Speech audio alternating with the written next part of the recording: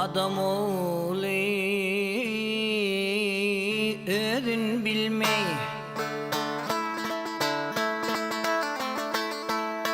gidim gidim edeceksin, Tanrı'nın buyruğunu kılmay, öz gönlüne gideceksin.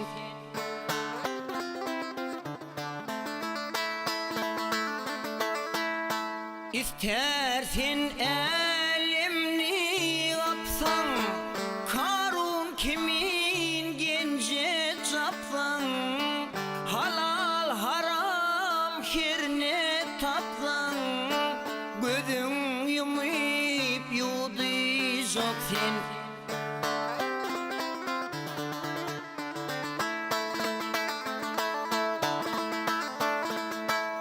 Neden oldun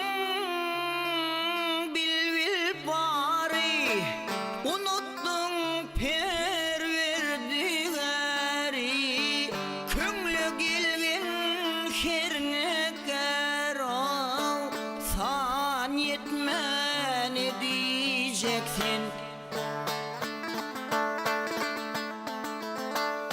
Aslın nedir etkin nazar, tutun işinden et eder. Acal sana salsa güzel bir havarını